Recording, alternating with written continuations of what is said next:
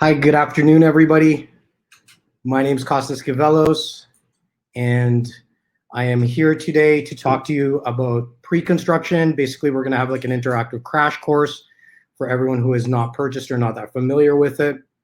And we're also going to talk about the Tailor Condos, which is our first launch post-lockdown.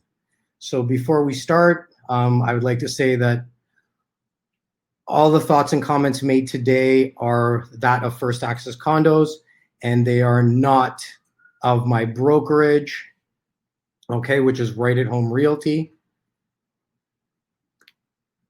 So, one second, there we go. Okay, so I'd like to get that out of the way. It's basically a disclaimer. Now, for those of you that don't know me, I'll provide a brief introduction. Again, my name is Costas Kivelos, and I was the founder of First Access Condos. We are a boutique type of, we're not a brokerage because we have to be under a brokerage, but we're basically a condo boutique. So what we sell is pre-construction almost exclusively. We do some small amounts of resale, okay? But that is mostly for existing clients or friends and family or people we've built relationships with. What you would be mostly concerned about is that we are over 99% pre-construction focused. So we would be considered the resident experts on this. At my brokerage, Right at Home, we are the largest independently run brokerage in Canada. We have done the most volume of sales across the GTA for the past 6 years, I think, 5 or 6 years now. And basically what I do there is I mentor other realtors and teach them the ins and outs of pre-construction. Okay, so I'm teaching from an aspect of, well, as my business, besides taking care of our own clients and getting you guys first access to projects. So what we're going to do is a little background about how we're going to do things today, as opposed to the traditional Zoom that I'm sure everybody has just done far too many. Okay, and because we have probably, I haven't even seen the numbers, but we should have a lot of attendees today, and it would be too many to fit on a Zoom. So what we're doing is you can post your question, you can type it in, and then I will try to activate your camera and mic and have you ask me the question. We can try to do this during the little presentation if it's pertinent, but you might want to save them till the end.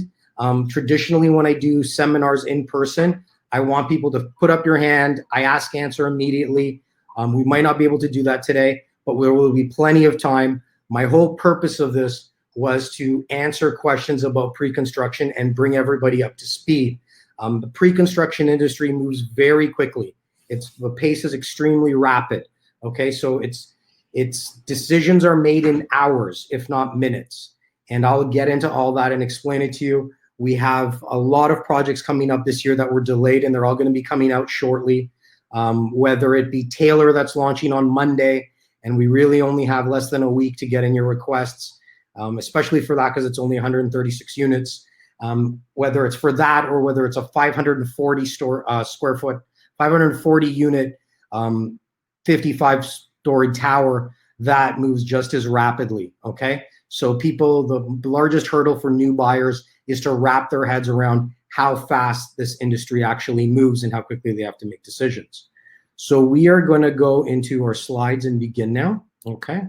Hold on. I want to get back to the start.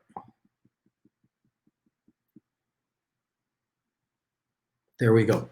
So why invest in pre-construction, pre-sale condos? So why do we purchase a pre-con? Well, the vast majority have purchased these. I'd say about 70% of all pre-con buyers are investors. Okay, the other 30% are end users. So the end user size, it's whether people want to live close to work. They want to basically give up some square footage for convenience. And in 2016, if I'm not mistaken, I was in the Toronto Star for an article about a purchase that I had made. And I had said, I'd forecasted, it was 2016, I had forecasted that we were going to start seeing a trend, basically the opposite of what happened in the early 2000s, where people were, essentially there was a mass exodus out of the city into the suburbs.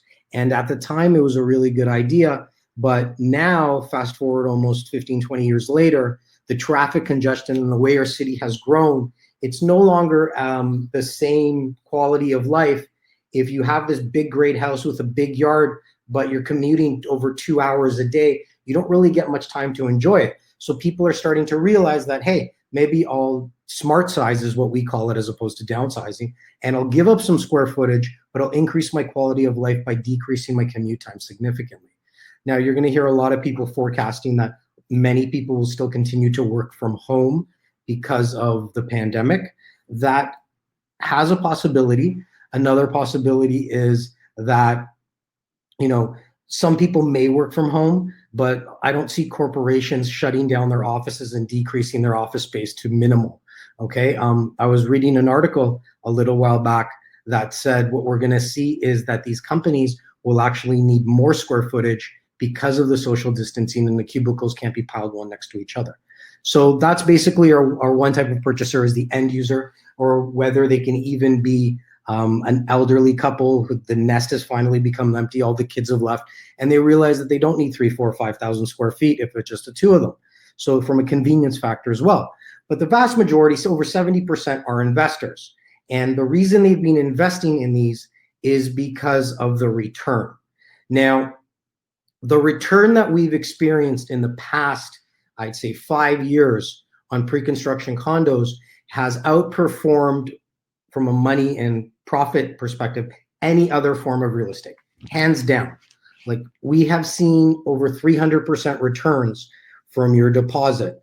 So I'll talk about some numbers later on, but a brief example: if you put down $70,000, $75,000 for a one bedroom back in 2016, and that was a purchase of, say, 300, close to 350,000, right?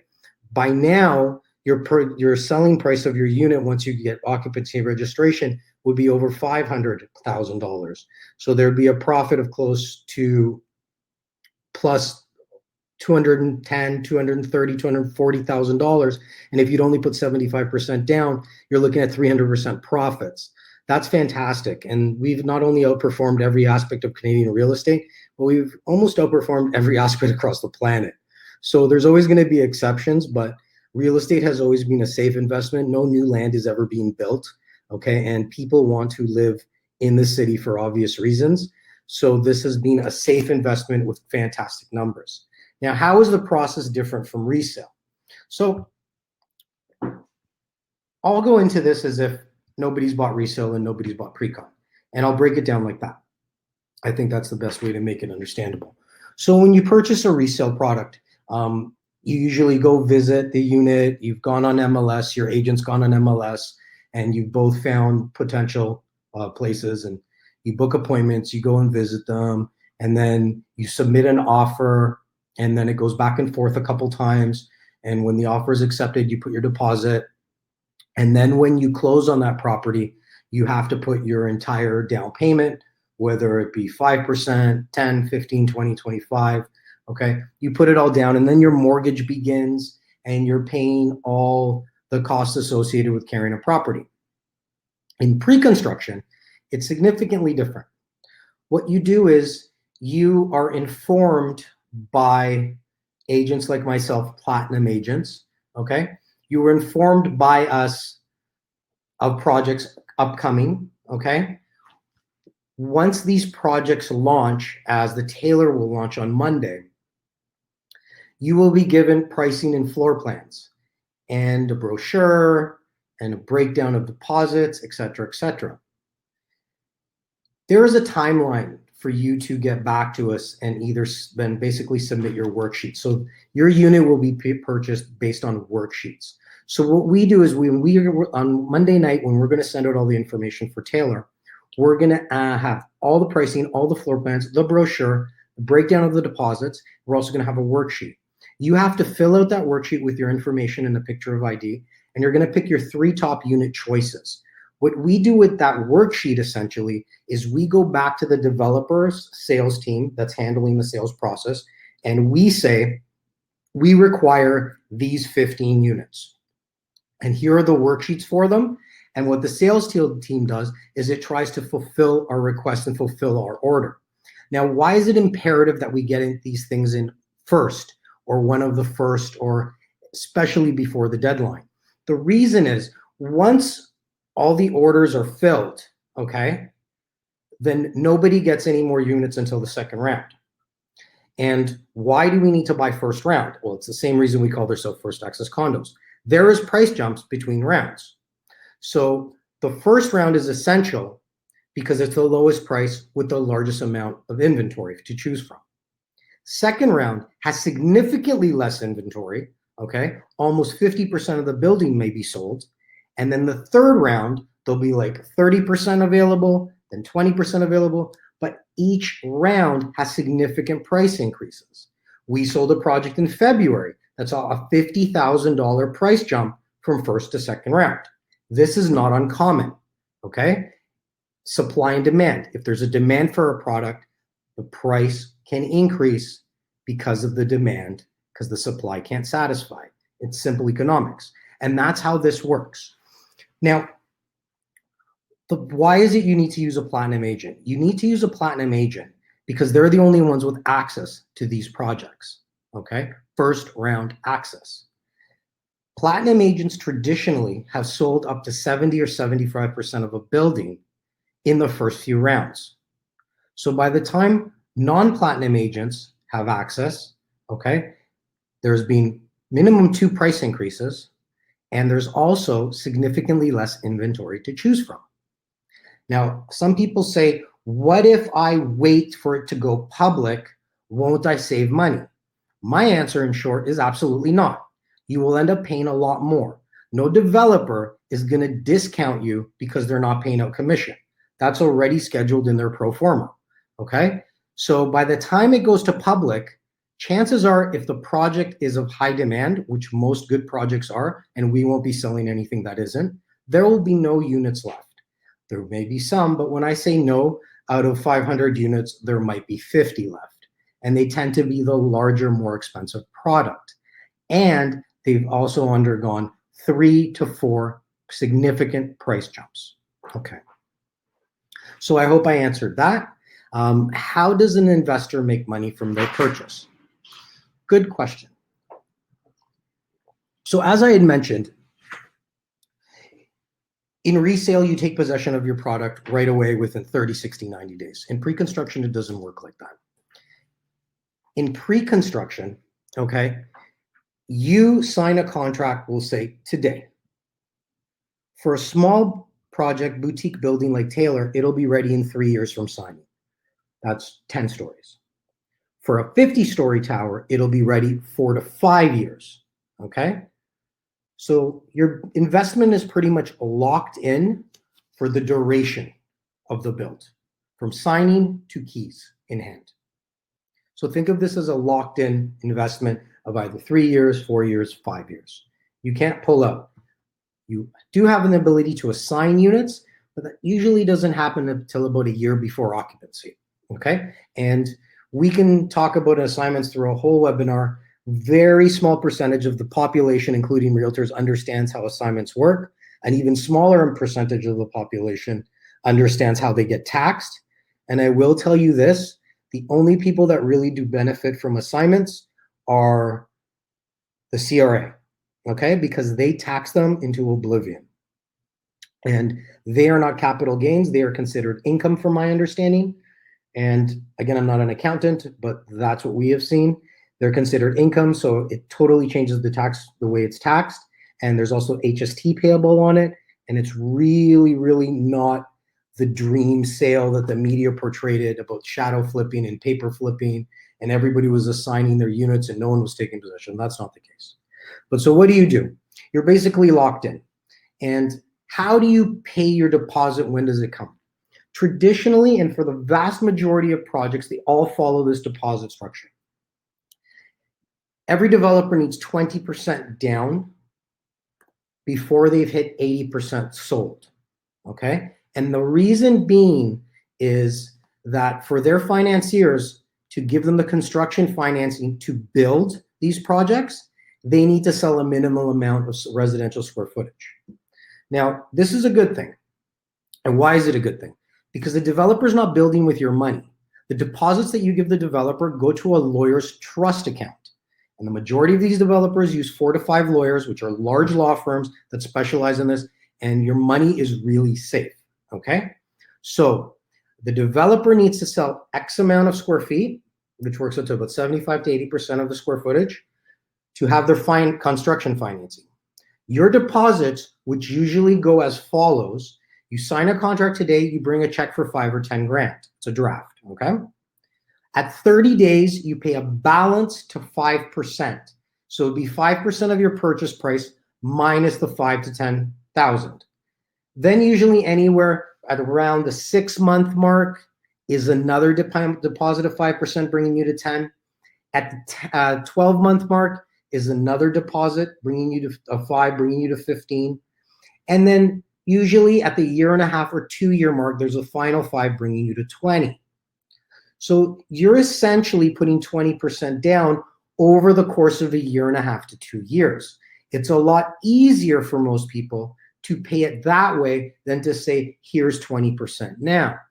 With the average price of a 1-bed being over $600,000 in the city, okay, 20% of that is $120,000. It's easier to pay 4 payments of 30 as opposed to one of 120, especially spread out. So it's easier for people to get into the market with this.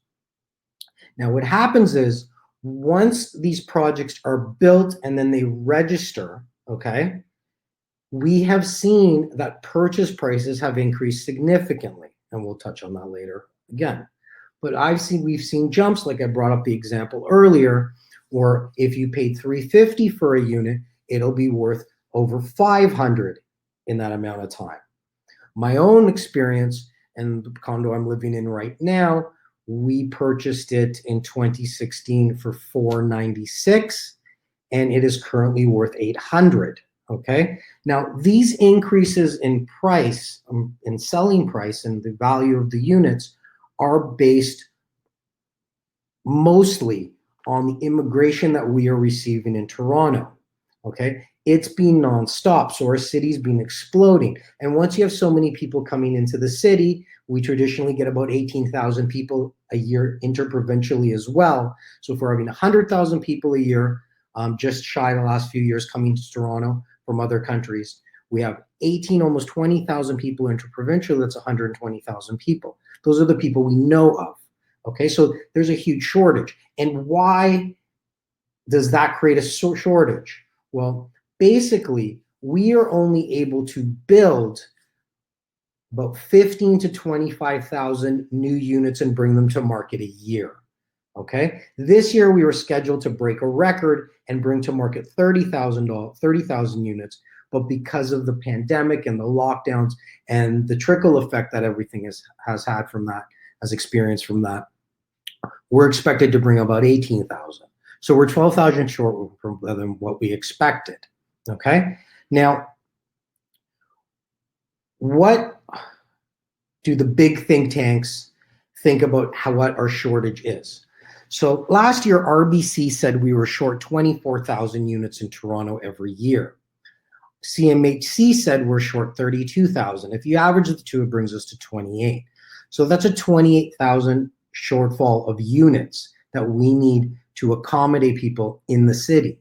Now, this shortfall has been accruing, amassing over the past few years, 4 or 5 years. It didn't just start this year. So when people, and I really don't want to talk much about the COVID thing, I think everyone's heard way too much about it, but what we do know is this isn't the end of the world. Like they forecasted and the models were significantly wrong, which is a great thing because it means we're starting to open up. That's why we have the launch last week. That's why a lot of people are going back to work, and the social distancing might still be in place, but it will be business as the new usual very soon enough. And what that means is eventually immigration will start up in Toronto again. And once immigration starts up, because our city is going to bounce back faster and hasn't been as affected as other parts of the world, I personally believe from our research that if we were getting 100,000 people a year immigrating here in our first full year of immigration post this, we could be hitting numbers of 150. Okay. And a lot of people are agreeing with me from what I've seen. Benjamin Tal, CIBC's head economist, who is essentially the guru of Canadian real estate. He agrees as well.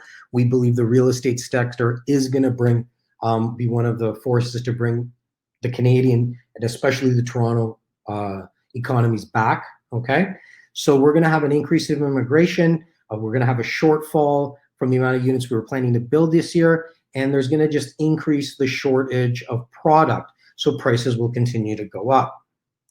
Now, what we love to do here at First Access Condos is to create real estate portfolios. We create condo portfolios for our clients. And our clients are like, oh, I really don't have that much money. How am I going to have multiple units over the course of the next 10 years? And it's really not that complicated. And as long as Toronto keeps growing, and now we're considered basically the top 3 tech sectors in North America, we've actually, a little great stat, we have created more high-tech jobs, tech sector jobs in the past 5 years than San Francisco, Washington, Seattle, and I think Chicago combined, okay? I might have got one of the cities wrong, but essentially you can catch the gist of it. We've created more high-tech jobs here than all those cities combined. So we're exploding. And that's one of the reasons why we're gonna bounce back out of this, because the way our economy here has shifted, and that coupled with some significant changes the Bank of Canada did after the Depression of 2008, those two things essentially will help bring us back faster than other people. So how do we build a portfolio? And it's really not rocket science, and it's very simple. And this is a formula that specifically works to these condos in Toronto because of the immigration and how prices are going up. And it's called leveraging. So leveraging is essentially pulling out equity from your unit and using that equity to purchase another unit. And how does that work? Well, if we see $200,000 increases in equity over the course of the build, okay? Once it's built, you are able to pull out and leverage that money by getting a new mortgage and use that money to buy something else.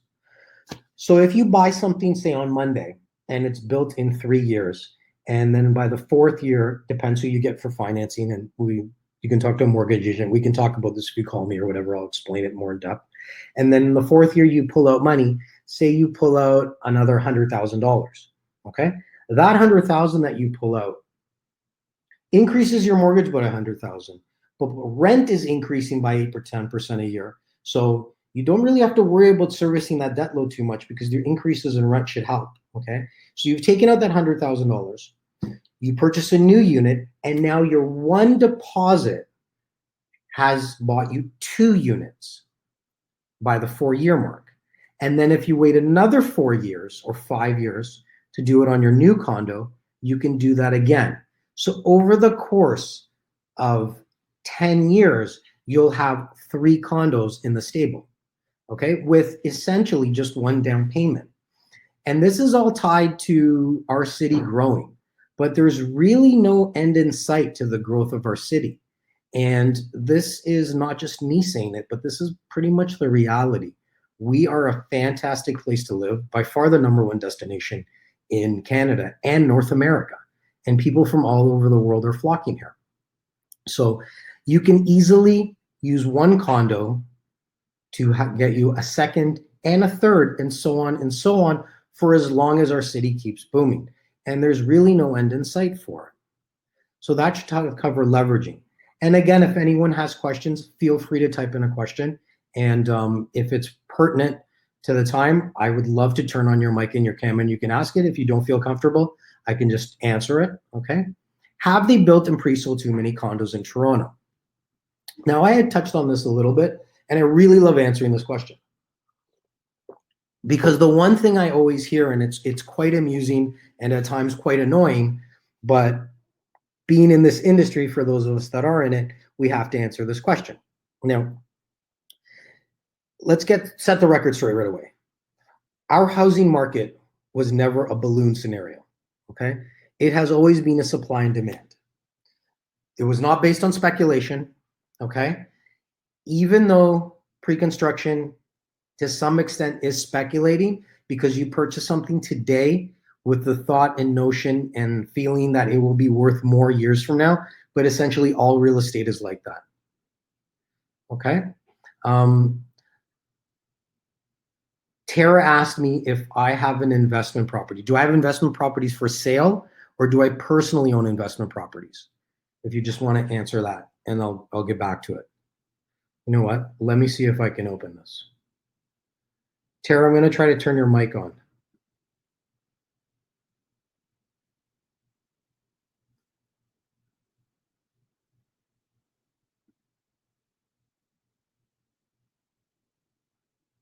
Tara, I think we can hear you.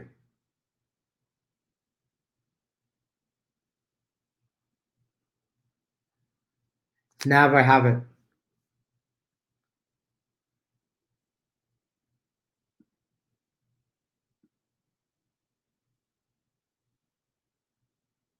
Okay, well, we're gonna let Tara get back to us.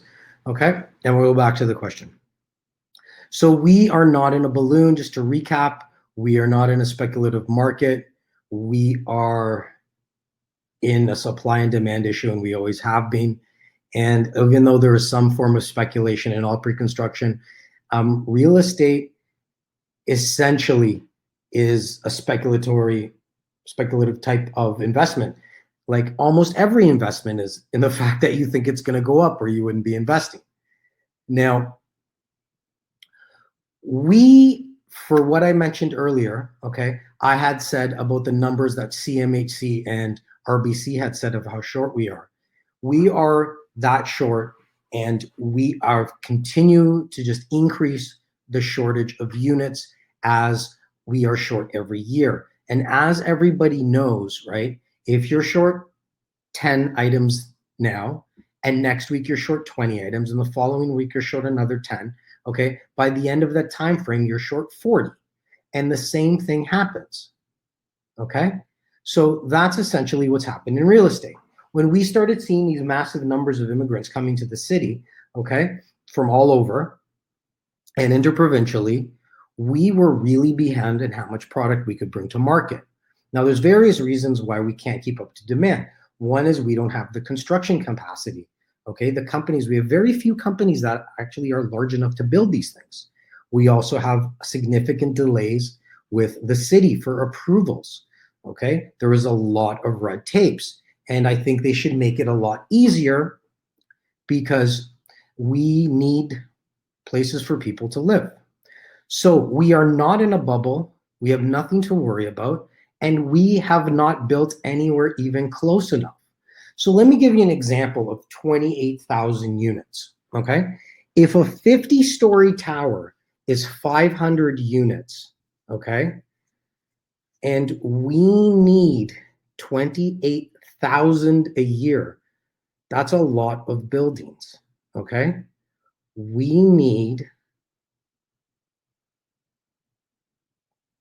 56, if I'm not mistaken, 56 towers. Let's do some quick math.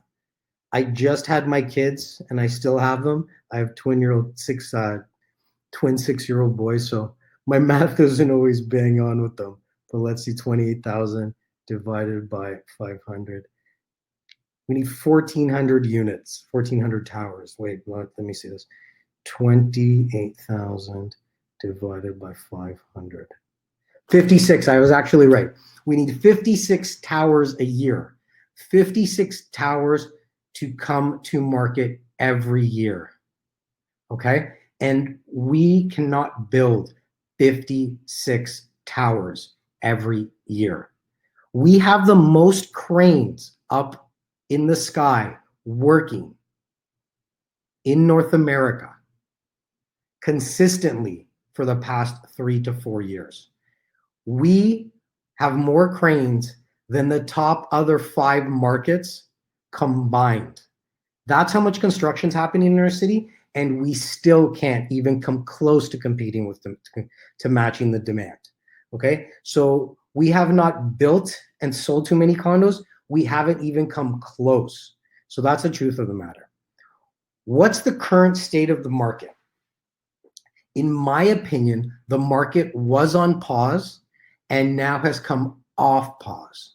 okay? There was a lot of comments how rents had increased and how finally Toronto was going to become an affordable city to rent in. Well, that was nonsense. And I'll tell you what happened. When COVID started, for valid reasons, because it was new and the humans by nature, we've always feared the unknown. Okay, everything shut down. Everything shut down. People didn't want to move. Okay. So when people didn't want to move, um, people didn't want to rent, they didn't want to leave, rent something new. So that kind of froze the market from that aspect. We also had some new towers, large ones that came to market, okay, and they were in the registration phase. So traditionally, there was a significant, like 150 to 100 units per building that would also hit the rental pool. They traditionally would get absorbed over the course of a few months. We also had the freezing of Airbnb rentals. So a lot of these Airbnb investors panicked and they started renting out their units. So we had those three things essentially hitting the market at the same time. Excuse me. So we saw a small drop in prices of maybe $100 here, $200 there. But what we're seeing now is we're seeing to start picking up again. So my team, we leased out 2 units. One was in 2 days and the other one was in 4. And those were for full ask.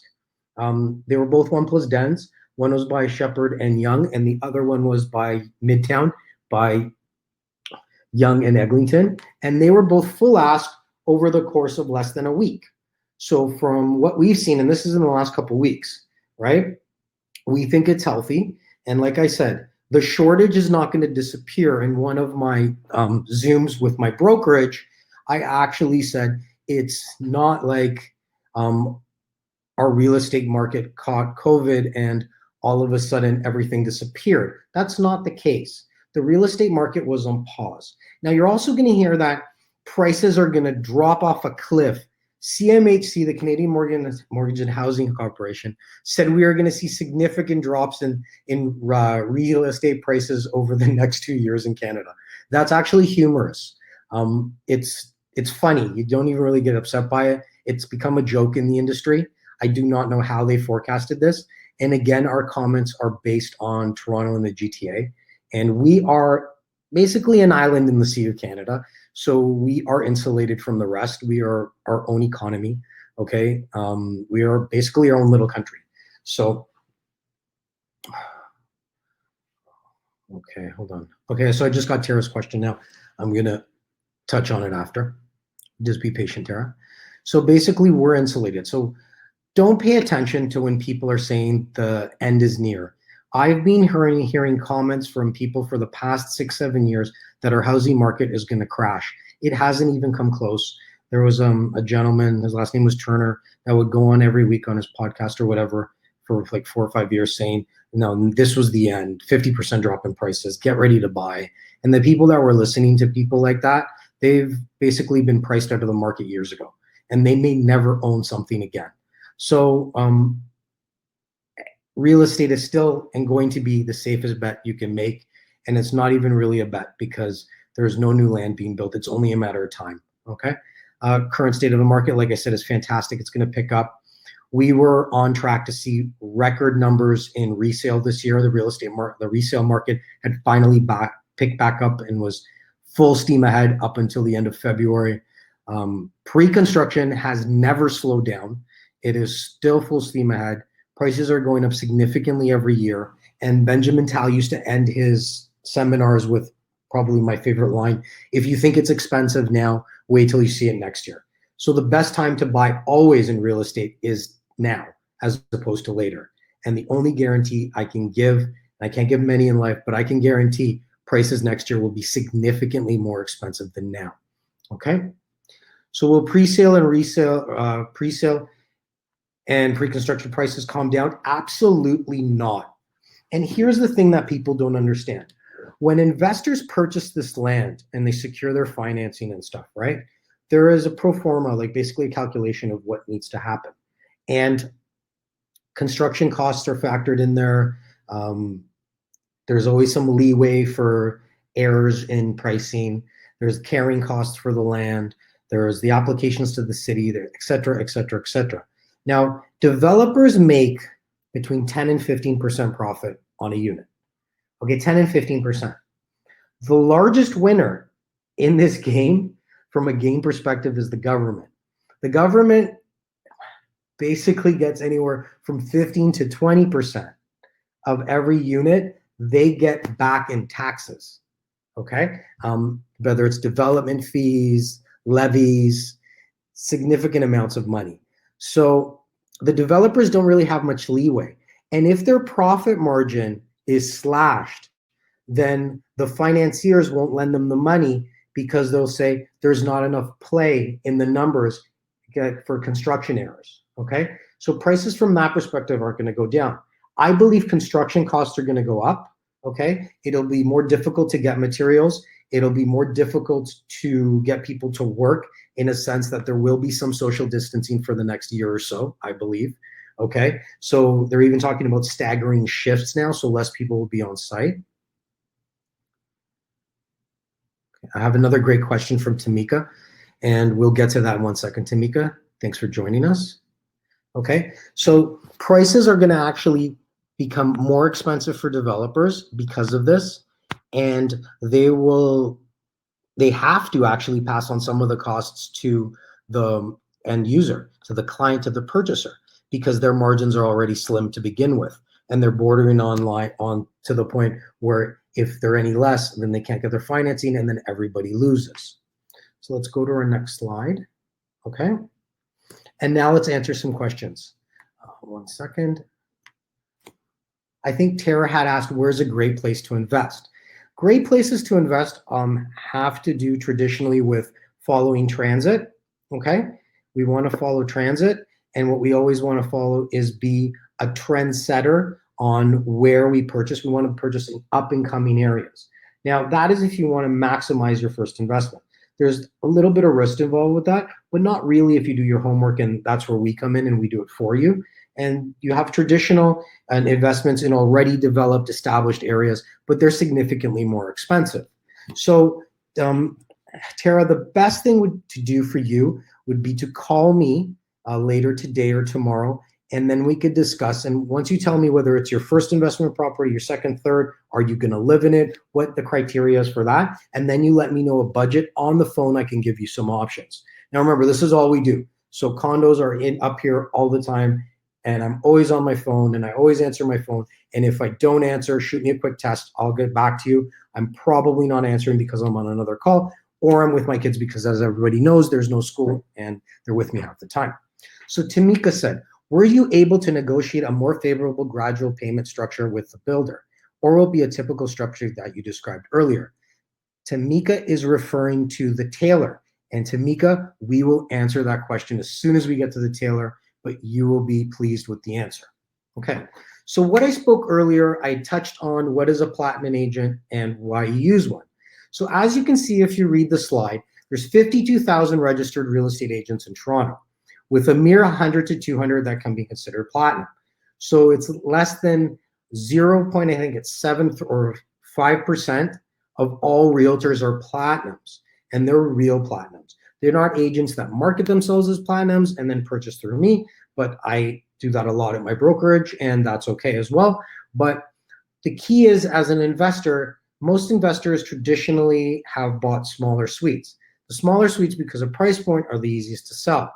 Because these are the easiest to sell, it's very difficult if you're going through a middleman to get a product that's in high demand. So you want to make sure that you're using a platinum, okay? It increases your chances of getting what you desire substantially.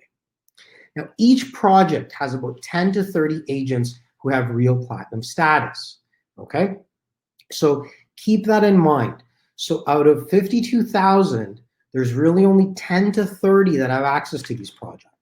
And you really want to do your research and see how many condos people sell, see what they do, see if they're known in the industry, Google, see if they come up, call them up, talk to them, see if they can basically answer your questions. Interview your realtors like you should interview for any other position, okay? Your realtor in today's market has the ability to make you as an investor the most money of your life, for most of us, right? Our home that we live in tends to be our largest investment of our lives. If you invest wisely in pre-construction, it will surpass what you've made on your home with very little effort.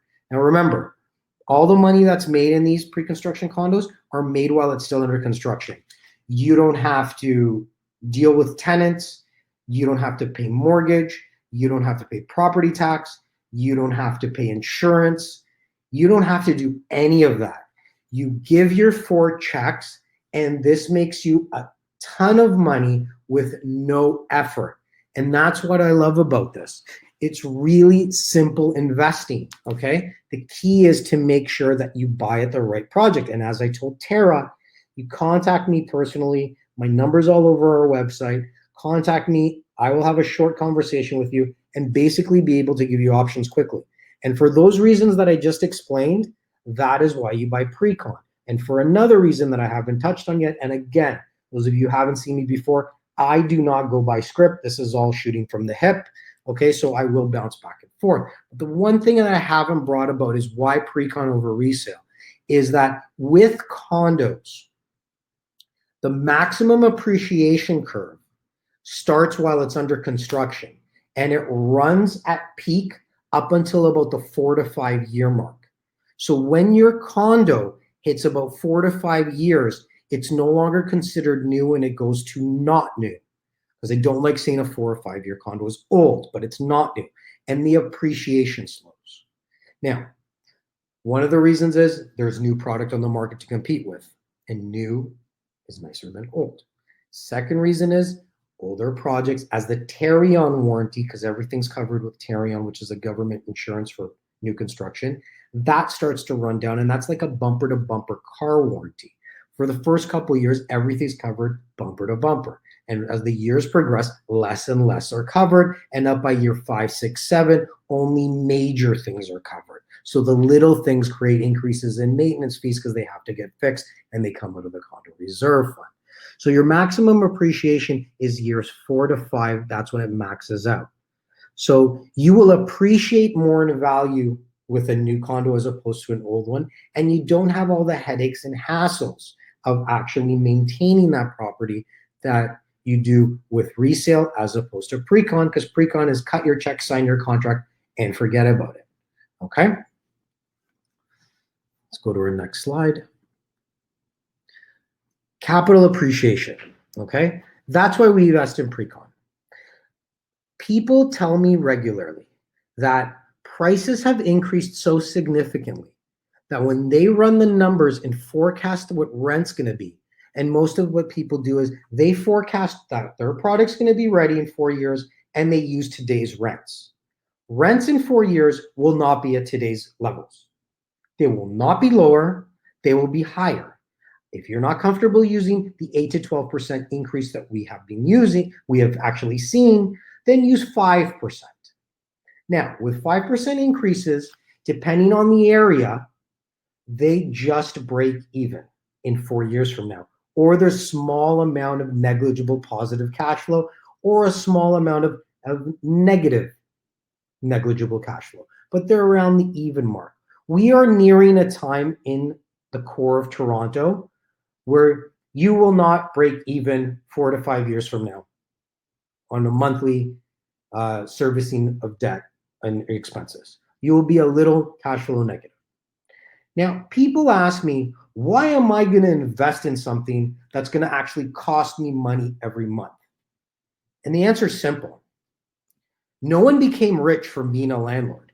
Being a landlord is a pain in the ass, and I called it like it is, okay? I grew up in a family that had invested a little bit in real estate, and I had seen it from a young child. My parents, like most of us, that were new immigrants, and they didn't speak much English. And grade 5 and 6, my dad would give me leases and tell me to read them. And when I said I didn't understand them, he would tell me, what do you go to school for? Right? So it's not easy. You have to fix things. You have to answer questions. You don't get your rent. Your expenses keep running and the income's not coming in. You have to pay out of pocket. And it's not glamorous. And it's definitely not something that's going to make you rich by any means. Okay? So let's eliminate that mindset immediately that making money from rental is something that's going to happen. Even if you do make money, the CRA taxes rental income substantially. Okay, so that should have answered the question about I'm not going to be making money rental-wise. And you shouldn't care. And I'll tell you why you shouldn't care. When you see how much your unit would have gone up if you purchased in 2016 compared to now, okay, it's called capital appreciation and you won't care. Many of the major metropolises across the planet are cash flow negative. They're in the red every month comparing to what it costs to maintain them, service them, etc. But the increases in equity that you will experience over your time of owning these properties dwarf those cons and become serious pros and make you say, that's why I'm going to do this investment. Okay, so an example, 150 Redpath. I love this project. This was starting to sell in 2016. Okay, and it was right when they had announced the Eglinton subway line, and it was fantastic. That's delayed because every major infrastructure project or every major project in government project in Canada and Toronto especially somehow gets delayed. And then you have places like China that can build stuff in a quarter of the time. Regardless, it's a necessary evil of living here. But example, return on investment ROI and capital appreciation that you've seen. 150 Redpath. In November 2015, 600 square foot 1+ den, okay, was purchased at $372,000, and this is actually one of my own investors, okay? And it was purchased at $620 a square foot. Initial down payment was 20%, okay? And that equated to $74,400. Current resale in this area is selling actually above $1,000 per square foot, okay? But we will use $1,000 because it's an even number. So your 600 square foot 1+ den at Redpath has a current value of 1,000 a square foot times the square footage, $600,000. Therefore, 600 minus the original 372 is 228. That's a 306% return on initial investment. Now you can't beat that. You can't. And it's not a stock, okay, or a commodity where you're buying shares. You actually own something that you can walk to, you can touch. It does not move, okay? It is there, okay? That's a 300% return on your investment. And like I said, you've had to do zero maintenance during this time. You've had to deal with zero phone calls. You've had to do essentially nothing except going to do your color selection for your unit, okay? Danielle Levine has a question. With Airbnb being an extra option for additional income, but newer condos not allowing it, do you know any new pre-con condos that will allow Airbnb? Now, here's the thing, Danielle. Until the board is elected in a condo building, Airbnb cannot be really disallowed, okay? The board decides on what the rules of the condo building are. Okay, now some places will say during the interim occupancy, you can't Airbnb it because it's not your unit still, it's the developer. Okay, so I don't know if I've touched on this, but I'll explain it. When you get your keys in a new condo, it's during the occupancy phase. You don't need your mortgage yet. Okay, anywhere from 4 to 6 months later, the building registers. And that's when the vast majority of construction is completed on the units, and the developer and the corporation of the condo applies to the government to register it for a TSCC, okay, Toronto Standard Condo Corporation, and then they get a number. That's when it registers. That's when you get your mortgage. That's when you get your title. Okay, that's when it actually becomes your unit. Now, developers let you lease during interim occupancy, or they let you occupy during occupancy, and there are occupancy fees associated with this, which we can touch on another time, okay? But you can't lease Airbnb it during that time. Now, when the board is elected, and those are people that actually own units in the building, and then you vote and you create a board, they decide if Airbnb is allowed. Airbnb is also something that people do when it's not allowed, and it's not that easy to get them to stop. It does take time, okay? So currently, there's no Airbnb because Airbnb won't allow it because of COVID, and the government doesn't allow it because they banned it because of it. So it's both of them that are not allowing it. In these new condo buildings, it all depends on how many people in the building want it to be allowed or not. So it's very difficult to forecast if a building is going to allow it or not when it's actually built and real, okay? And it's there. So we can't and should never look to see, am I going to buy in that building because they allow Airbnb? They might say they allow it today, and in 5 years from now, when it's built, they might not allow it. So do not guide your search of units based on an imaginary criteria for today. We won't know until later, okay? So get your unit based on location and being the right unit for you, and then we'll figure out whether the short-term rentals are allowed down the road, okay? That's my advice. I hope that answered your question. Carrying costs versus rent. Okay, so I had touched on this. So if we had a purchase price of $650,000 with a deposit of $130,000, mortgage would be $520,000, costing about $280 a month. With 65 cents per interior square foot of maintenance, that's $325. Property taxes are about 0.75. They're actually about 0.5. Okay, but the developer will say 0.75 just because they'd rather estimate higher than lower, okay? And I can touch that on a later time why they do that, but it all has to do with your closing costs, which I will talk about later as well. My partner told me we don't talk about that enough, and I will try to get into that and answer some questions because everybody should know everything about what their costs are going to be. Insurance, 50, water, 30, expenses about just under $3,000 a month. Okay, with current market rent about $2,500 a month. So this is the number people use when they say, oh, at this purchase price, I am not going to break even. I'm going to be losing money. And my answer is no. This rental price now is a basis to speculate. This is where the speculation comes in, what it's going to be when your condo is actually ready. So in 4 years' time, like I said, with a conservative 5% increase, it goes up to $3,038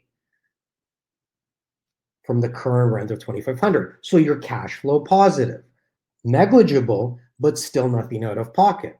With a 10% increase year over year, and we may see a slight drop in the increase this year, but as soon as immigration and the borders open up again, that's going to significantly increase, which is my forecast from my research, and I have researched this thing to death, okay? My first webinar on COVID impacting the market was on April 3rd. And my predictions made on April 3rd were echoed by Benjamin Tal on the 6th, okay? And they've all been coming to fruition ever since. So fingers crossed I was right, okay? Because I have a very positive outlook on a real estate market. But with 10% increase a year, we're up to 3660, okay? Which is just shy of $700 a month cash flow positive, which is $8,400 a year. That is a great return in addition to your capital appreciation, okay? Now, before I talk about the Tailor, is there anything that anyone would like me to answer before I talk about closing costs? And I'll give you guys a couple minutes or so or less, okay, to see if there's anything I can answer. In the meantime, while you guys are typing, what I really, really want to hammer into everybody is I want to talk about the speed where pre-construction moves, the speed, okay? It moves quickly. And when I say quickly, I mean quickly. So all realtors, and you don't have to use us, but I can only comment for my team. And what we try to do is we try to give you information leading up so that when it's game time, you guys are ready to move and pounce, essentially, okay? So what we've tried to do is we've tried to do e-blasts, mail-outs, and we're going to be doing the final one on Monday evening when we have the first meeting with the developer. It's obviously virtual. We have the first meeting at 3 o'clock, and then by the time we package everything, we'll have that out to you by in the evening on Monday. When you get that information, we're going to start over the next few days calling people as well. And if you don't hear from us, make sure you call us. And we're going to basically see who from the people that have registered, and there's been hundreds, okay, hundreds of people have registered for Tailor. There's only 136 units, so we may get 10. If we're lucky, we may get 15 units, okay?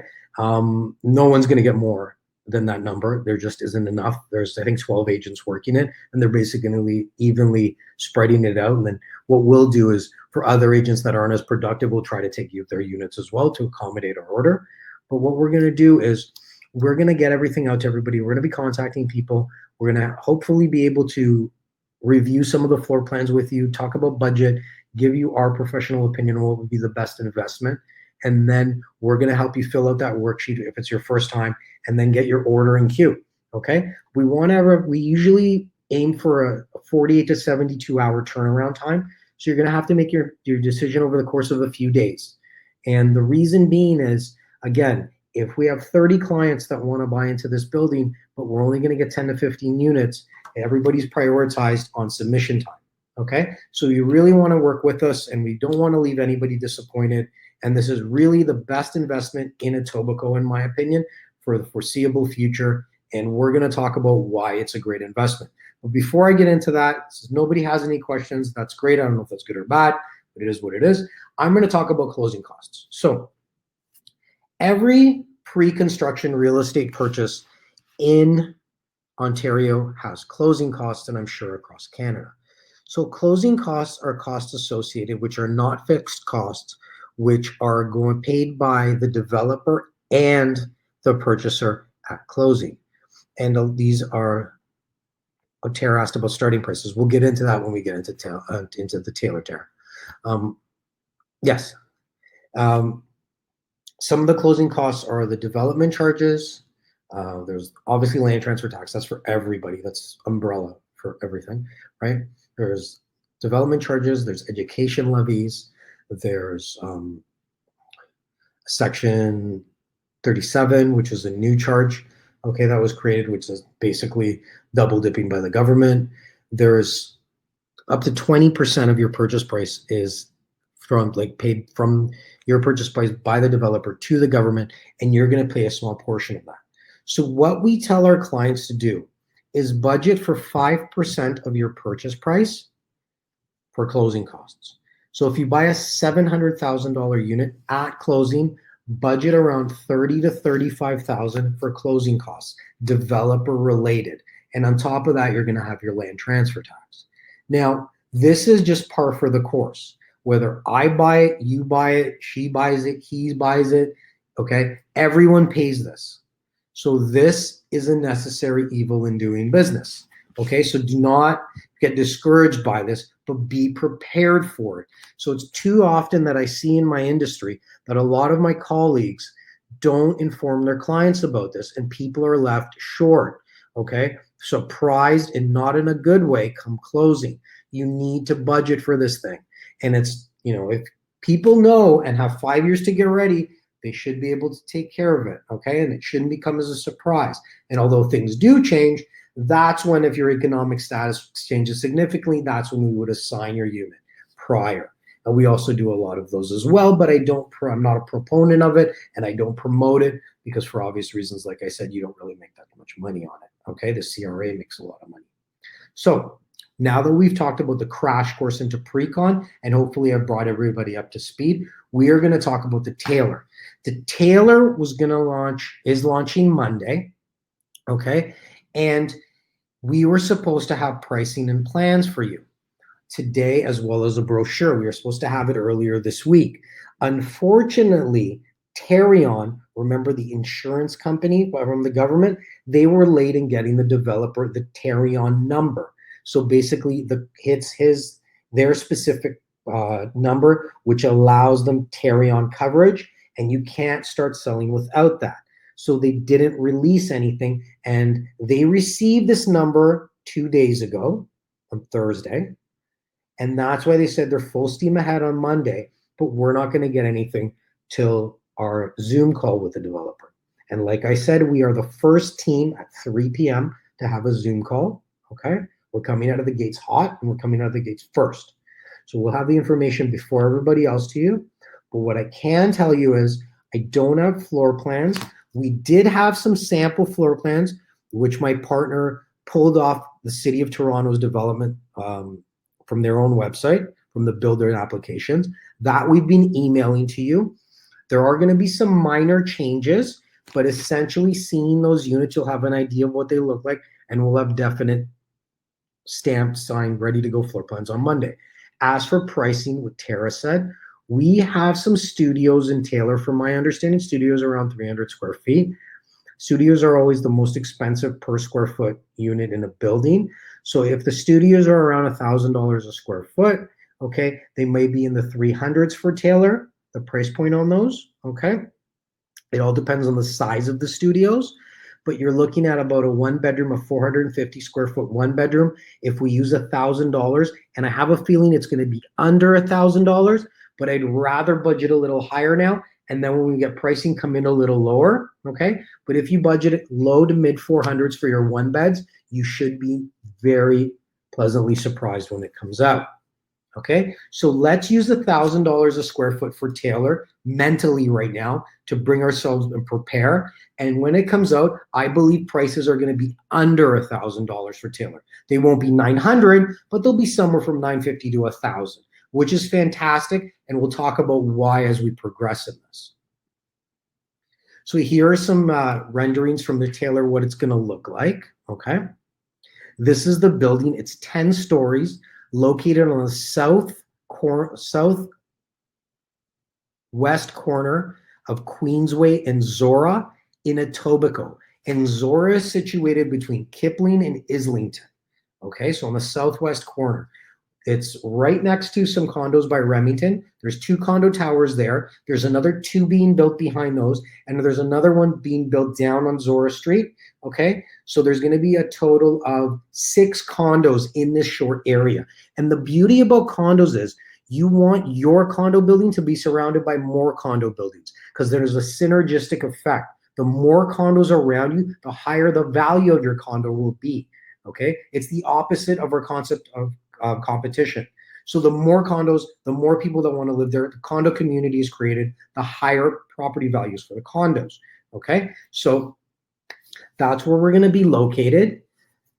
Here's the building. This is the only boutique building, which is a smaller, lower building, okay, in that grouping of condos. And this one's right on the Queensway, so the location's fantastic. You have 24-hour transit right at your door.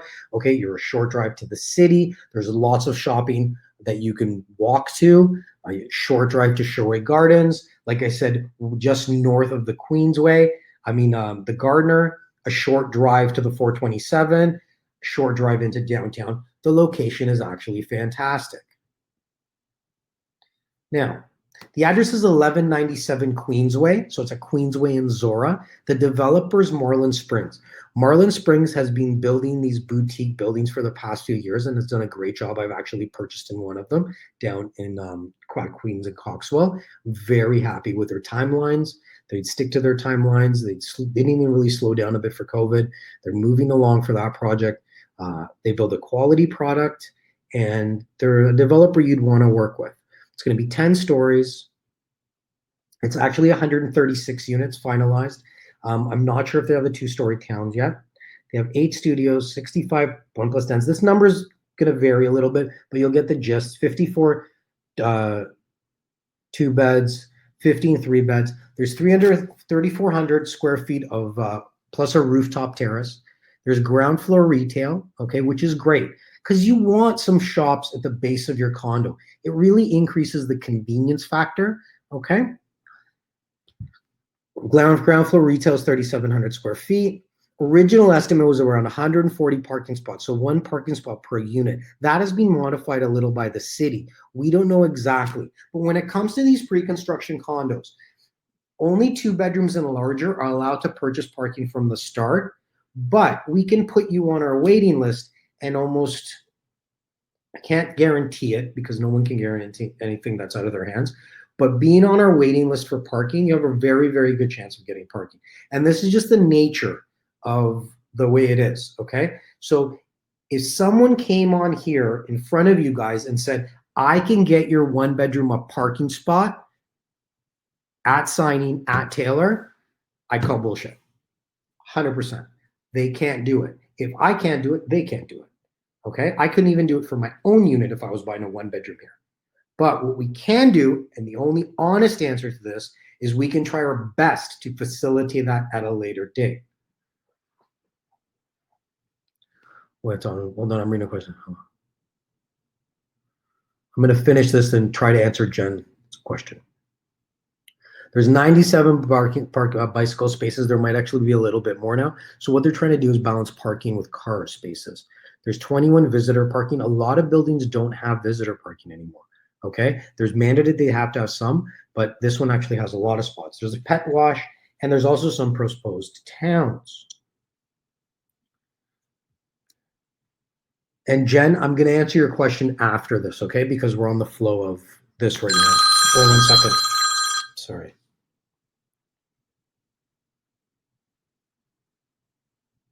Sorry. Okay, Etobicoke Lakeshore neighborhood stats. Current pre-construction inventory in the area is 89% sold, okay? 43% of residents live in condos of 5+ stories. The population is just under 130,000. There's been an increase of 12% of population growth in the 5 years between 2011 and 2016. So the area is growing significantly. The average age is between 25 and 44. So there's a younger demographic, okay, which is really, really good because that shows that the area is growing and booming, okay? Average household income is just over 100, from 103 to 128, okay? 57% own, 43% rent. That's actually a good thing. And what this means is that in this building, there's going to be more of a balance between renters and investors, okay? So it's just not going to be basically a rental building as a lot of them are. Now, here are some fantastic numbers, okay? Purchasing Etobicoke in comparison to downtown. Now, when we first started, remember I told you that there was different ways and trains of thought on how to invest. And I say always follow transit. It needs to be accessible to transit, your unit, always, especially now that parking spots are not being purchased by many people because of their cost, okay? Transit, because of that, and because of the traffic in our city, a lot of people are taking transit, and you want to make sure that it's easily accessible for your tenant or for you, the end user. Now, in downtown Toronto, we see a total yearly return of around 3% based on our rental, compared to 11% for Etobicoke. Example, Etobicoke, a 2-bedroom would rent out $2,800 a month with a mortgage of $2,000. Okay? In Toronto, the same unit would be $877,000, and it would rent out for $3,100 with a mortgage of $2,800. When you add all the other expenses, you're negative $500 a month cash flow. These are current prices, okay? Compared to Etobicoke, we were positive 132. The price per square foot for pre-construction condos is 35 to 40% less than the downtown core in Etobicoke. We used a number of $1,350 a square foot for downtown. That number is actually $1,400 plus. Etobicoke, waterfront is $1,065, but Etobicoke on the Queensway is around $950 a square foot, and that's why we were pegging it. Tara asked a good question. Current rentals for 2 bedrooms in downtown Toronto is $2,600. Okay, actually we said $2,800 here, and they were renting at about $2,800 when we did this. This was actually for a previous Zoom seminar we did.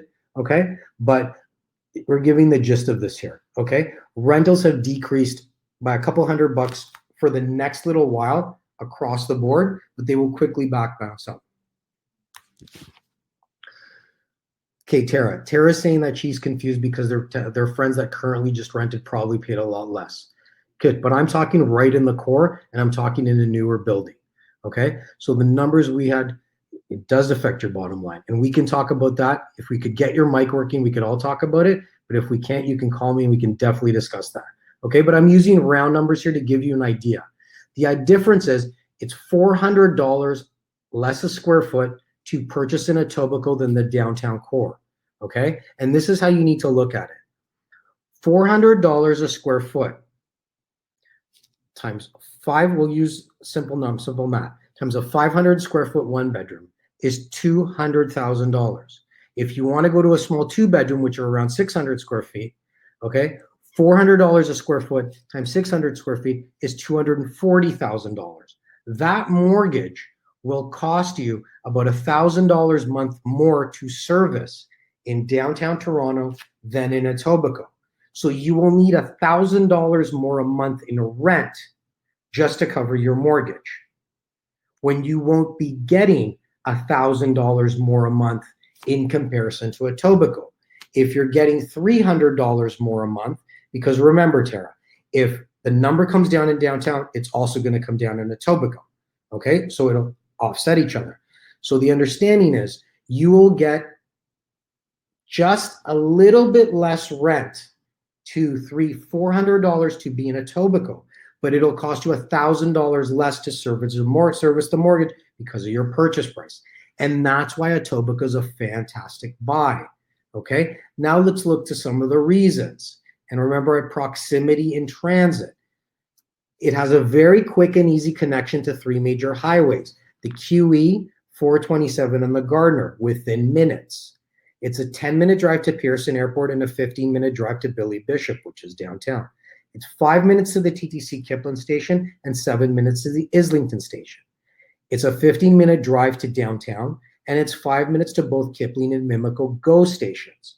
It's 7 minutes to Humber College, okay? And it's 4 minutes to Cadillac Fairview Sherway, which has Hope, Renfrew, Nordstrom, etc. 3-minute drive to Cineplex, and it's 3 to 6 minutes to all these big box stores and groceries. So your location is fantastic, but it's a short drive as opposed to a short walk. But if you're paying $240,000 less and it's costing you $1,000 more less a month for this product, the numbers make sense. We are actually significantly cash flow positive with units at Tailor in the future than in comparison with units at downtown. Okay, so for those people that don't have the financial freedom or leeway, and this is their first investment, to not be out of pocket every month, even though they're going to get that capital appreciation, this is a fantastic investment. And your potential for making more percentage-wise of appreciation would be better here than downtown. Now, is there any questions besides this? And there was one question I wanted to get back to. Oh, it was Jen's. Are there developers to avoid, better developers to purchase from? So what you want to do is you want to do your research on your developers. And you can easily Google this, or you can call someone like myself and call, if you want to call more people than just myself and get multiple opinions, that's actually a good idea too. And what we'll tell you is we'll tell you our experience from purchasing with the developers and with working with them, because we've invested in most of the developers' projects, okay? Whether it's us personally or our clients. And it's from start to finish, you can really see what happens. You can see how they were during the sales process, how they were during the closing process. No, it's not $2,800 in Etobicoke, Tara. I really think you should call me and we can elaborate on that as well. So, where was I? Oh, yeah, the best way to do is actually research a developer and then call us and ask, and we can find out for you and talk about our personal experiences, our clients' experiences, and tell you what we've heard as well, okay? Now, that being said, there were some major developers that actually canceled projects, but why do these projects get canceled? And there was one big one, Crestford, that was going bankrupt on a couple of their projects, okay? That is an anomaly and it doesn't usually happen. And I've been selling condos now almost exclusively for 5 years, and there's been one project has gone bankrupt for sure, and maybe a second, and that's out of north of 100 projects that I've sold. So if 2 out of 100 went belly up, that's still a pretty good percentage, okay? Now, are there any other questions?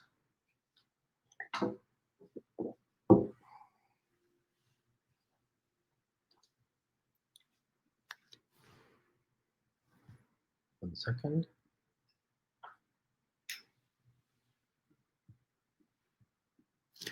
I am going to punch in my phone number. If I can answer. I can get you to do it now. Punch in my phone number and answer so Tara has it. And Tara, give me a call when we finish. And I would love to answer your questions here. Okay, and we can talk about this because I can see how it can be a little confusing.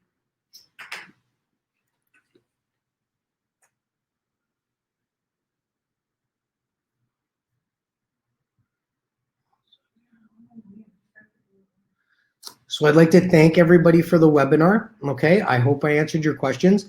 Be ready for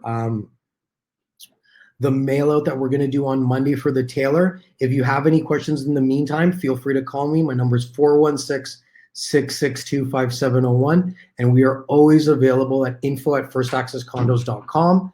So all you need to do is give us a call or an email, and we get back to everybody. Emails within 24 hours. We get back to calls and texts much quicker than that. Okay. And if you do have any questions, it's better that you ask them before as opposed to after the project launches. Okay. So hold on. I'm sending this to Tara.